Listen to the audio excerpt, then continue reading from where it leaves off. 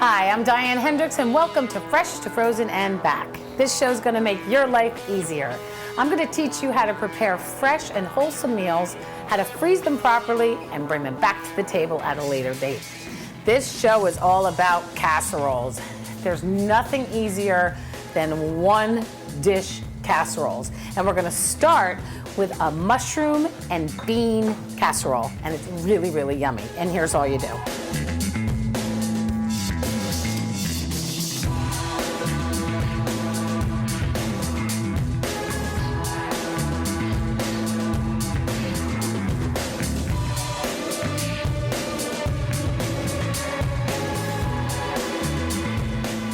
You're gonna heat up a pan, get it nice and hot, and what we're gonna do is we're going to saute some mushrooms up because that's gonna give like a meaty texture because I'm doing a meatless casserole. So we're gonna take this pan, we're gonna add a little bit of olive oil. We're not cooking really long. And I am using Cortijo olive oil from Spain. Oh, it's so good. It's light and it's a perfect finishing oil, but since we're only gonna cook this really quickly, I wanna use this with the mushrooms to infuse that delicious flavor. It's really, really a powerful, wonderful flavor. Okay, so we're gonna heat this up just a little bit, and we're gonna add the mushrooms and I'm gonna get them cooking. And then we're gonna multitask here and I'm gonna make a couple things at the same time.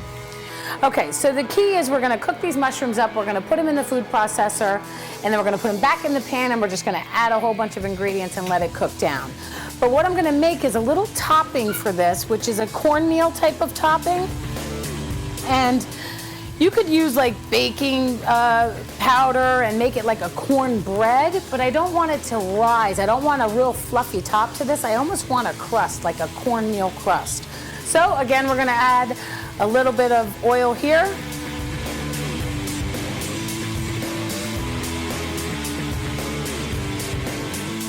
We're going to combine some cornmeal into this pan with this oil, and then we're gonna add some water and cook it. And let it cook down, and with a little bit of chili powder. It is as simple as that, because we're gonna get this corn tasting crust on here with a little bit of chili powder.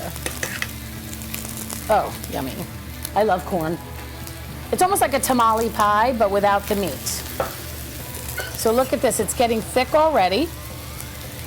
Watch this. We're doing both. Okay, so we're gonna be cooking these mushrooms up while we're doing this. So I'm gonna keep adding water because this is gonna get thicker and thicker. Oh, it's perfect. And then we're gonna use this as a topping. We're gonna stir in some corn kernels that are already cooked. Oh gosh, so good. A whisk would be great, but I don't have one right now, so let this get thick.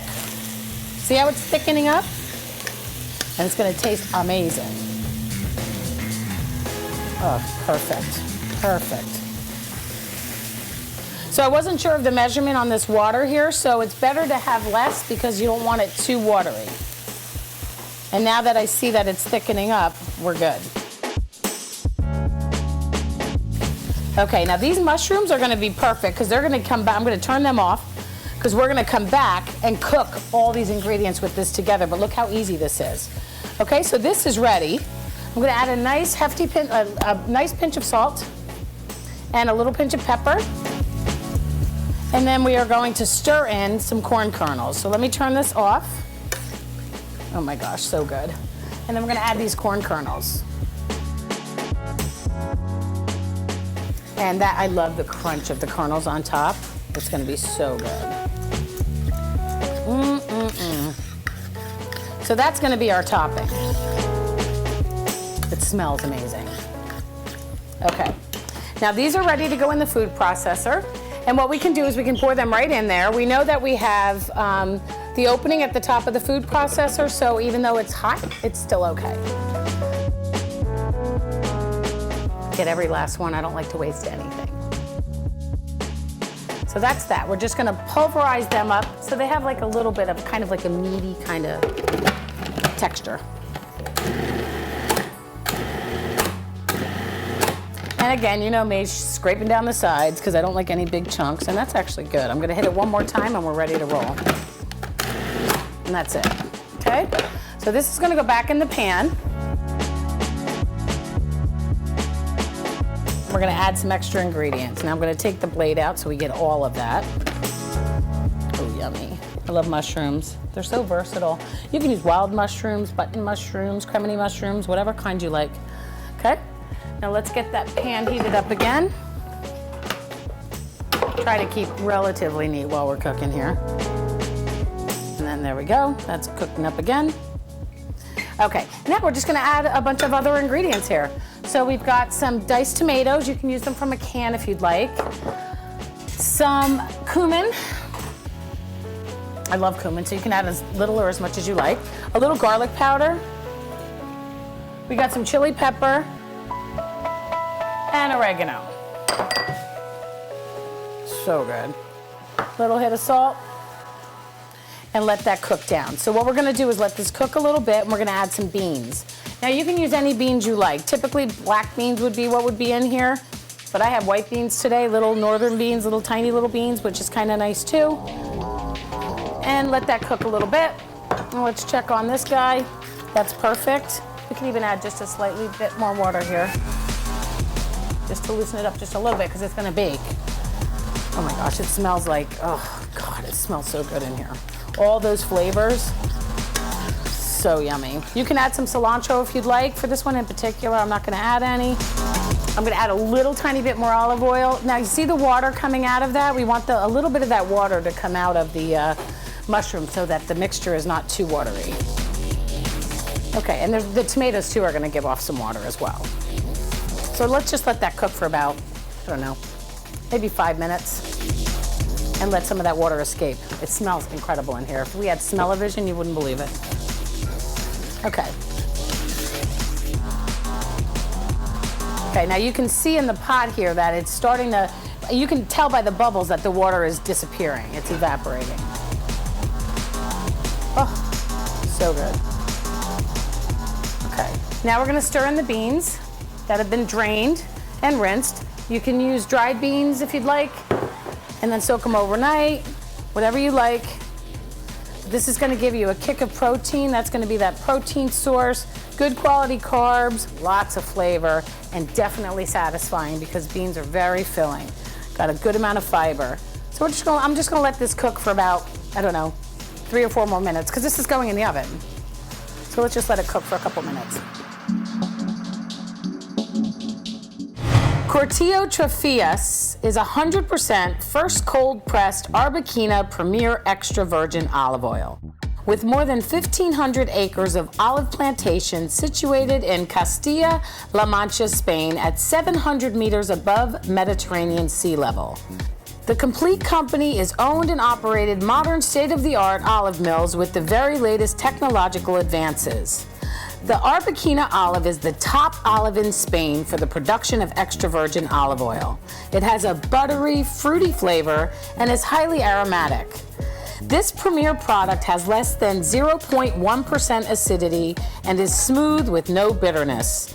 It is a great premier finishing oil, good for dipping, salads, light cooking, and a perfect garnish for fish, meats, and vegetables. Due to its delicate nature, this extra virgin olive oil should never be overheated, only cooked slow and lightly. This extra virgin olive oil is available in over 60 international marketplaces and has been awarded many medals in many extra virgin olive oil international competitions. The product is available in the United States exclusively at International Specialty Foods of Philadelphia, Pennsylvania, and can be purchased online at www.insfoods.com. in 250 milliliter and 500 milliliter bottles at $14.95 and $20.50 per bottle delivered. It's soon to be available on Amazon. In these episodes of Fresh to Frozen and Back, the olive oil that I'm using is extra virgin olive oil, Cortillo Trafias.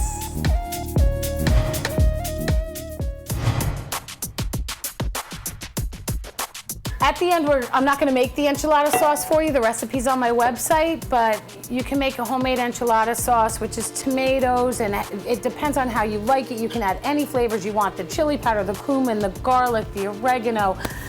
even chipotle, cilantro, any type of flavors that you like, onion, peppers. So if you go to my website, you'll get a good recipe for enchilada sauce. Or you can use jarred. You know, it's okay. It's okay, especially if you're in a hurry. Okay, so that's cooking down, and we're just gonna let that cook for just a minute.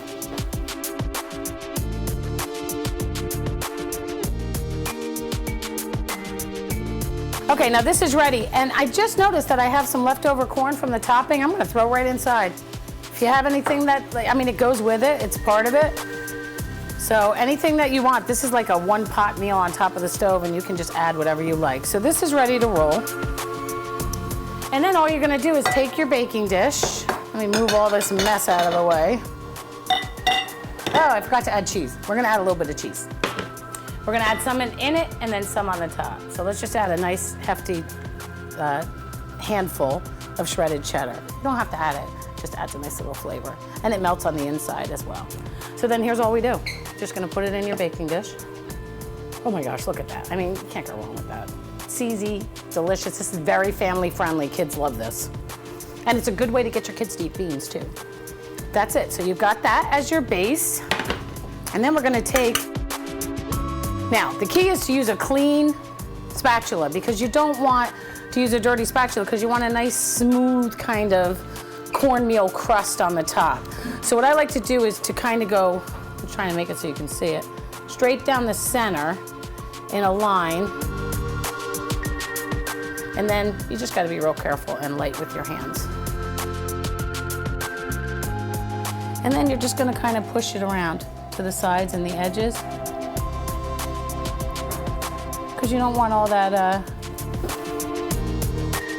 you know, you don't want the inside. You want it to be like a little present, like a surprise inside, like you don't know what it's gonna be. So just be very light with your hands. Try to push it as much to the edge. There, that was actually the perfect amount, so. See, it's like kind of closed in, like you're hiding something yummy. And actually the corn on the top actually kind of blends in with the corn in the middle, so if you make a little schmutz, you're good. Okay, now that's it. And if I had some cilantro, I'd probably throw a little bit of cilantro on top of here, but then we're gonna add the sauce at the end. So what you're gonna do, let me get a towel.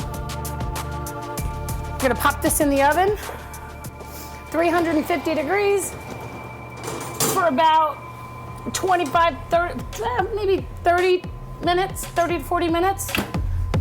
And then it comes out like this. So good. Then you can add your topping to it, your enchilada sauce, which is the way I like to do it. Then spread that. Again, you want a clean spoon, a clean spatula. And then you can pop this back in the oven. And what that's gonna do, it's also gonna like soften that crust just a little bit. That's just gonna infuse right in there. And then when you're ready to serve it, you just do this. Take a little bit of cheese on top, just a little. You don't wanna hide everything. And then just pop that right back in the oven for about 5 minutes, 10 minutes until the cheese melts. And then you've got yourself a delicious meal. And when we come back, I am going to show you my layered turkey stuffed cabbage casserole. There's no rolling involved. It's easy. It's like lasagna.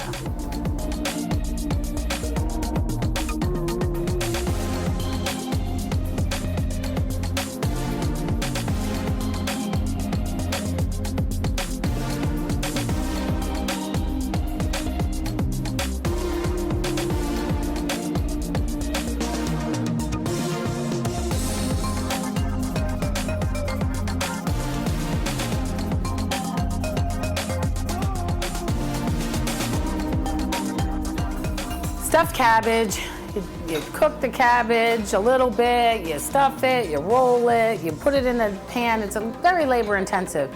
Instead of that, I decided to just chop up the cabbage and layer it like lasagna, and it comes out really, really good. So here's all you do. Okay, so we're gonna heat up a pan, nice and hot. And while that's heating, I'm gonna start cutting up the cabbage. So I'm using ground turkey for this. You can use beef, you can use lamb, you can use chicken, whatever you like. You can use mushrooms like I've showed you before as meat, which works really great. It doesn't really matter. So we're gonna cut straight down the center of the cabbage. And we're gonna chop this up. While this pan is the pan's starting to heat up, we're gonna add olive oil, cortijo. We're not gonna heat it very long. This is an extra virgin olive oil, but the flavor is so intense and so delicious and buttery that we are going to use this as the foundation of the dish. So while this heats up, it's getting nice and hot, we're gonna add onions and garlic together. You can't beat that. I hear the sizzle, so we're good to go. So we're gonna cook these two and let them cook down a little bit. And then we're gonna add the turkey. So while that's cooking, we're gonna chop up the cabbage. So instead of, like I said, peeling each layer off, blanching it, trying to get each leaf, we're just gonna cut this baby up. And then we're just gonna saute it in a pan. Doesn't even matter, coarsely chopped. Let's get this other pan nice and hot for this.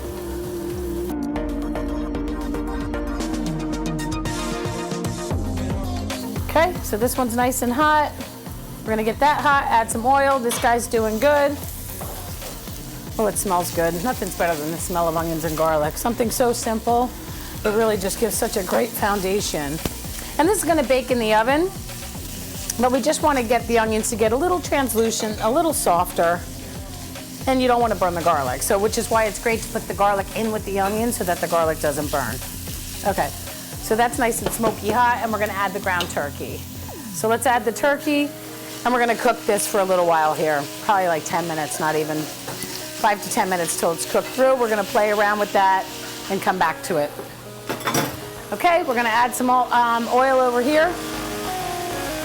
Whoa, yummy, yummy, yummy, it smells so good. And then we're gonna add this cabbage. There's that sizzle that you wanna hear. And this is gonna shrink down quite a bit. The baking dish isn't that big. I can probably use a whole head of cabbage.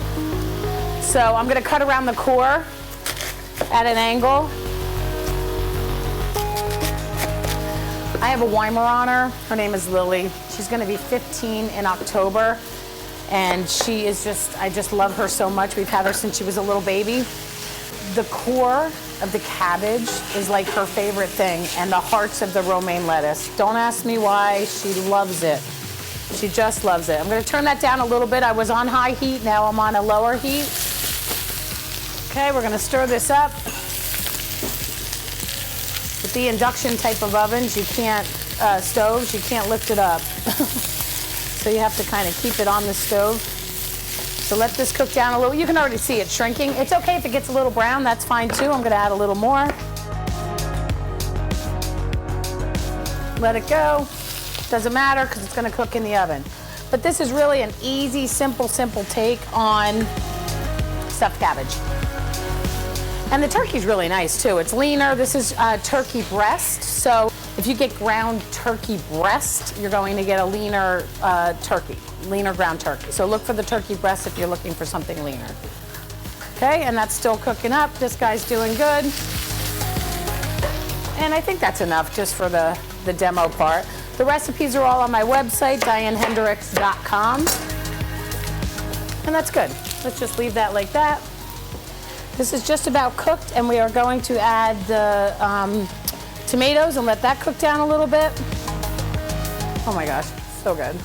And then everything else just gets stirred in. So what we want to do is we want to take these diced tomatoes and this tomato sauce and really cook it down. So we've got some paprika,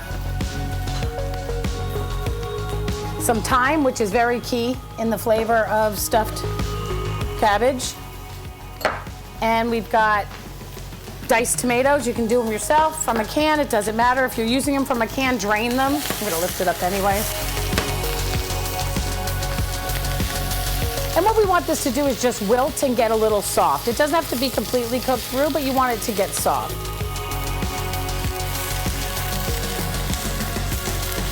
Okay. Yum. I love cabbage. It's very filling and delicious. I love it in a salad. That's one of the things I bring a lot when we have like family gatherings or I go to friends' houses. They love when I make a salad because I chop everything real small. And I usually add red and green cabbage to it. And it really just, it's almost like they don't know, like a je ne sais quoi. They don't know what's going on in there, but it tastes so good. Okay, I'm gonna turn this one a little low so we can kind of sweat this out a little bit and let that kind of go down. This is gonna cook down. The turkey's almost done. Okay, now we're just gonna cook that for a little bit.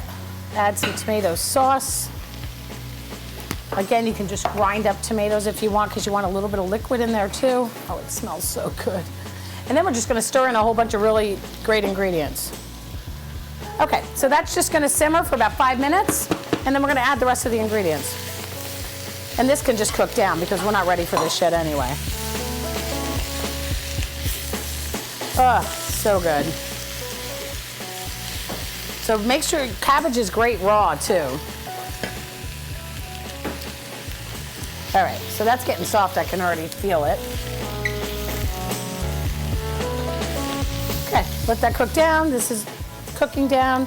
We'll give it about 3 to 5 minutes, and then we're ready to add some more ingredients and then layer it.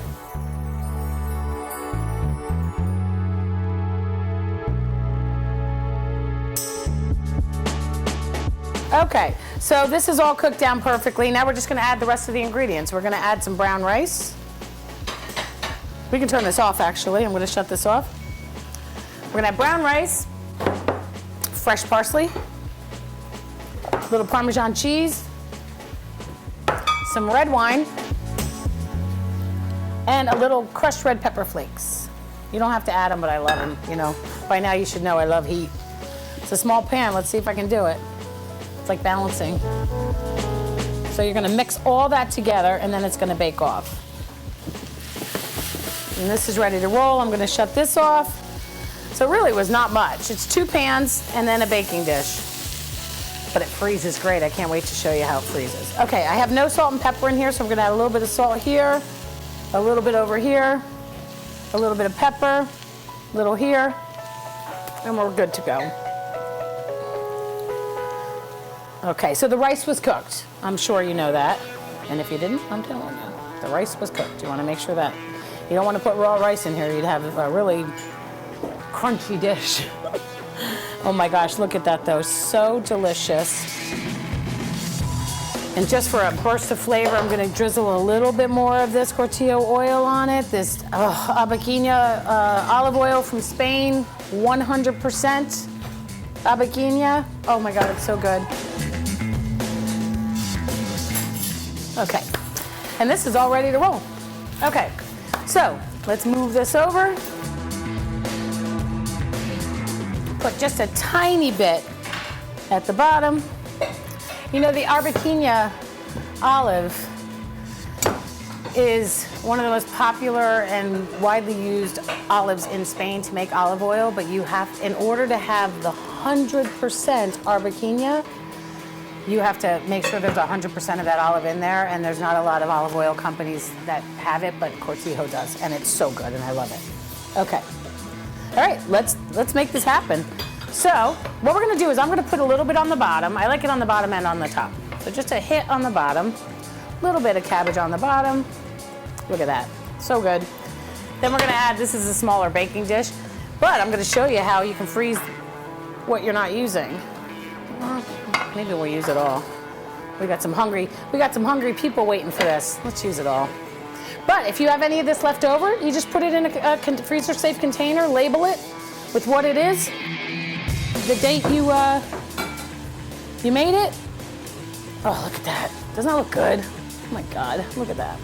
Okay, so you're gonna press that down a bit, and then we're gonna top it with the rest of the cabbage. Come on. You can't go wrong with that. Filling. See, now this I'll eat. I won't freeze that. Or maybe I'll give it to Lily when it cools down. That'll make her very happy. You're gonna pop this in the oven. 350 degrees. 30 to 40 minutes. It's gonna look like this. Look at that. And then what we're gonna do You can serve it just like that if you like, or I have just a combination of all of the spices that I put in here. It's just paprika, tomatoes, fresh thyme, or dried thyme, it doesn't matter, and a little bit of hot pepper flakes if you want. And then I'm going to add a little bit of, you can use some white cheddar, you can use Parmesan. You don't have to add cheese to this. I mean, you know, I got kids, they like cheese. And cheese is good for you, in moderation. So I'm just gonna add a little bit of this cheddar. Good quality. The higher the quality cheese you have, the higher quality any ingredient you have, the better your dish is gonna be. We're gonna pop that back in the oven. I'm gonna add a little more fresh thyme to the top because I like the way that looks. Pop it back in the oven. And then when we're done with the episode, I'll show you everything. Okay.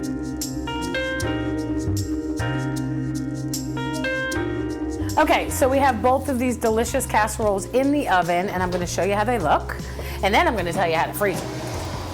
Okay, so right here, this is your layered cabbage casserole. Super simple, very family friendly, really great way to get your family to eat cabbage.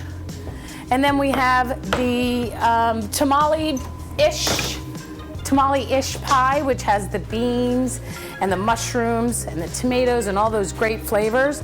And you can just throw these right on the table and let them cut it themselves, let them rest first, and then just throw it on the table. Now, when you're done, if you have any leftovers, which you probably won't, but if you do, this is how to freeze it. I cut it in little individual squares, whatever's left, and then you just put it in a freezer-safe zip top bag, label what it is and the date that you made it. That's the black bean and cornbread casserole, and this is the turkey cabbage casserole. And it's really simple, so your family, they can just take one out or two out, stick it in the oven, stick it in the microwave, and they have a meal that's quick and right on the table. Thanks for watching Fresh to Frozen and Back. Please share this episode with those that you love or you think would enjoy it. Follow me on social media, my YouTube channel, website, all that kind of stuff, DianeHendricks.com. And tune in next time, and I'll see you soon.